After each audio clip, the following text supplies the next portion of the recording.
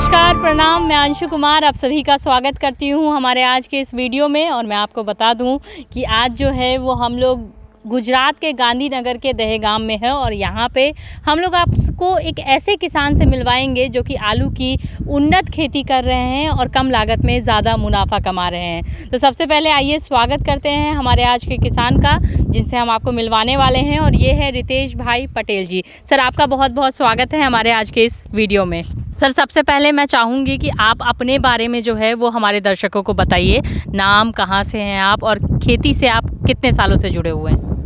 मेरा नाम पटेल रितेश कनुभाई, गांव पालिया, तालुको दहेगाम, जिलो गांधीनगर।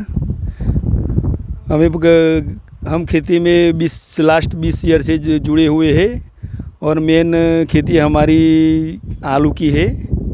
उसमें हम तीन वेराइटी लगाते हैं, लोकर, कोलंबो और एलआर। उसमें ज़्यादा हम लोकर लगाते हैं क्योंकि उसका रेट भी अच्छा आता है और प्रोडक्शन भी अच्छा आता है।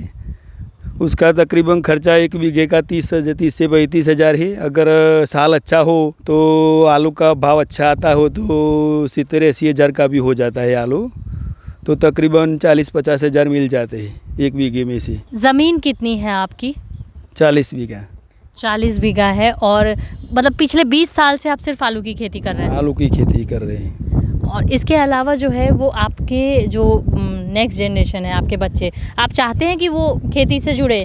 वो तो खेती से हम तो चाहते हैं, लेकिन वो लेबर की दिक्कत पड़ेगी, इसलिए मेरे को नहीं लगता है कि वो खेती से जुड़ेंगे। सर, जो नई टेक्नोलॉजी आ रही है आज के टाइम में, जितने भी मशीन्स हैं उसका इस्तेमाल हमारी नई पीढ़ी ही, मतलब इतनी टेक्नोलॉजी आ गई है कि शायद बुज़ुर्ग लोग उस टेक्नोलॉजी को समझने में उनको दिक्कत होती है, लेकिन जो नई पीढ़ी है वो उनको बहुत जल्दी अडॉप्ट कर लेते हैं। तो आपको मतलब ऐसा नई टेक्नोलॉजी को अपना के क्या आप चाहेंगे कि आपकी नेक्स्ट जनरेशन आलू की खेती से करें? हाँ, वो तो अच्छा रहेगा अगर वो उसमें जुड़ेगी तो। जी। इसके अलावा सर, आलू में जो है वो कौन कौन सी, क्योंकि आलू एक टाइप का, आलू की खेती या किसान की बात करें तो सबसे बड़ा बिजनेसमैन होता है जो अपनी ज़िंदगी का पूरा जो पूंजी है वो खुले आसमान के नीचे छोड़ देता है। तो बहुत बार ऐसा भी होता है कि बहुत बार बहुत फ़ायदा होता है, बहुत बार बहुत कुछ नुकसान भी होता है। तो इन चीज़ों को आप कैसे जो है वो बैलेंस करते हैं? मतलब कभी अगर कुछ आपदा आ जाए, बारिश आ जाए, अभी जैसे मौसम नहीं है बारिश का, जैसे लास्ट ईयर लेट ब्लाइट आया था जिसकी वजह से आप लोगों को नुकसान हुआ था, तो कभी ऐसा आता है कि नहीं छोड़ देता हूँ, खेती छोड़ देता हूँ मैं कुछ? ऐसा नहीं, हम अगर वातावरण के हिसाब से टाइम से दवाई डाल देते हैं। परसों भी लेट ब्लाइट आया था तो हमने 10 दिन के अंतर में दवाई डाली थी, तो हमारा प्रोडक्शन तो अच्छा ही आया था और नफ़ा का दौरान भी अच्छा रहा था। तो आप कह रहे हैं कि 50,000 के करीब जो है वो पर बीघा जो है अच्छा प्रोडक्शन अच्छा साल हो रेट में और प्रोडक्शन ज़्यादा आता है तो कम से कम 50,000 तो मिलती ही मुनाफा होता है लागत को छोड़ के। हाँ। मार्केटिंग की मेन समस्या होती है, स्पेशली जो छोटे किसान, आपके पास 40 बीघा ज़मीन है, बहुत ज़मीन हुआ, लेकिन जो छोटे किसान हैं उनको मार्केटिंग में दिक्कत होती है। तो वो किस तरीके से, मार्केटिंग मंत्र क्या है कि किस तरीके से वो भी अच्छा कमा सकते हैं? उसके लिए अगर वो प्रोसेसिंग वैरायटी में चले जाते हो तो उनको कॉन्ट्रैक्ट बेस में भाव भी फिक्स हो जाता है जब आलू लगाते हैं तब, तो उसमें अच्छा रहेगा अगर ऐसा करेगी तो।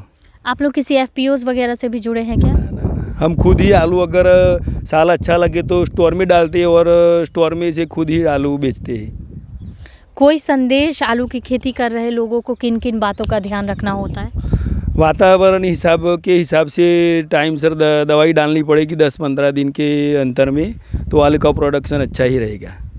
यहाँ पे गुजरात में जितने भी किसानों को देखा है वो ड्रिप इरिगेशन से ही आलू की खेती करते हैं, तो इसका क्या फ़ायदा है? ड्रिप इरिगेशन में पहले तो कोई भी तुम पाक डालो उसका प्रोडक्शन अच्छा आता है और उसकी क्वालिटी अच्छी बनती है। अगर तुम बाज़ार में उसको बेचने के लिए जाओगे तो उसका रेट भी तुमको ज़्यादा मिलेगा। सर, गुजरात के किसानों को, आलू के किसानों को निमेटोड की भी समस्या फेस करनी पड़ती है, तो निमेटोड की समस्या मतलब आप लोग भी फेस करते होंगे, तो उसका सॉल्यूशन क्या है? उसकी भी दवाइयाँ आती है लेकिन उसको पाया में ही ट्रीटमेंट करनी पड़ती है। आलू हटाने के बाद आप लोग क्या लगाते हैं? आलू हटाने के बाद तो जनरली पड़तर ही रहता है खेतर, कुछ भी नहीं लगता है। चौमासे में मूंगफली ही डालते हैं। तो मतलब एक चीज़ आप देखिए, साल में दो फसल जो है वो यहाँ के किसान लेते हैं। ये भी एक मूल मंत्र है सफल किसान बनने का, कि आलू के बाद कुछ महीने जो है वो खेत खाली रहता है, करीब 2-3 महीने, फरवरी 10-15 तक हार्वेस्टिंग हो जाती है और मई तक जो है वो खाली, और मई से मेरे ख्याल से मई से मूंगफली की खेती करते हैं। तो इससे होता है कि ज़मीन को भी थोड़ा सांस लेने की फुर्सत मिल जाती है, और जितनी भी नमी है, जो आसमान है, उस तरीके से कि हम अगर चाहेंगे एक ही ज़मीन पे हम लोग 4-5 फसल ले लेते हैं तो फिर उस हिसाब से फसल उनको नहीं मिलता है, जो कि जनरली हमारे मैक्सिमम किसान, छोटे किसान करते हैं। तो आप लोग भी 2 ही फसल ले एक साल में, और थोड़ा सा ज़मीन को भी मौका दे कि वो भी आराम करे। वो आराम करेंगे तभी आपको अच्छी जो है वो उपज दे सकती है। जुताई करे, खेत में आप जो है वो पलटन करें, मिट्टी पलटेंगे, अच्छी से जुताई, सिंचाई, ये सब होगा तभी आपको जो है उर्वरक शक्ति जो है वो बनी रहेगी। दवाई कम देने की ज़रूरत पड़ेगी और आप कम लागत में ज़्यादा मुनाफा पा सकते हैं। सर, कोई संदेश जो हमारे देश के दूसरे किसानों को आप देना चाहेंगे? खेती इसी के साथ जुड़े रहना चाहिए, और वातावरण के हिसाब से अगर तुम दवाई और डालोगे तो इसके जैसा बिजनेस कोई नहीं है। बहुत बहुत धन्यवाद सर, हमसे जुड़ने के लिए, तमाम जानकारी देने के लिए। Thank you.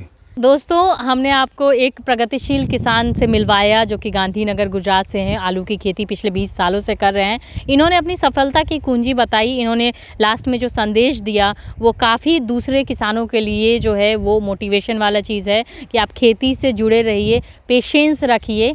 इस साल अगर अच्छी फसल नहीं आई तो अगले साल ज़रूर अच्छी आएगी, क्योंकि ये सबसे बड़ा बिज़नेस है, इससे बड़ा कोई भी बिज़नेस नहीं है। नौकरी अगर आप करते हैं तो 9 से 6 की नौकरी आपको करनी पड़ेगी, कोई मोटिवेशन नहीं होगा। आज के टाइम में एक किसान अन्नदाता है जो कि खेती करके हमारे देश विदेश के लोगों को अन्न की पूर्ति करते हैं। उनके तक जो खाना पहुंचता है वो इन्हीं किसानों की बदौलत। तो ग्रीन टीवी के माध्यम से हम सभी किसानों को नमन करते हैं, प्रणाम करते हैं। और आपको अगर हमारा वीडियो अच्छा लगा है तो आप ग्रीन टीवी के वीडियो में कमेंट कर सकते हैं। अगर कोई सवाल पूछना चाहते हैं या हमारे प्रगतिशील किसान से मिलना चाहते हैं, उनका कांटेक्ट करना चाहते हैं, तो आप हमें व्हाट्सएप कर सकते हैं। तो फिलहाल के लिए बस इतना ही। अगर अभी तक आपने ग्रीन टीवी का यूट्यूब चैनल सब्सक्राइब नहीं किया है तो तुरंत सब्सक्राइब कर ले, बेल आइकन भी प्रेस कर ले। साथ ही में ग्रीन टीवी के फेसबुक पेज को लाइक व फॉलो करके इंस्टाग्राम और ट्विटर पर भी फॉलो कर सकते हैं। मुझे दीजिए इजाज़त, आप बने रहे हमारे साथ और देखते रहिए ग्रीन टीवी। नमस्ते।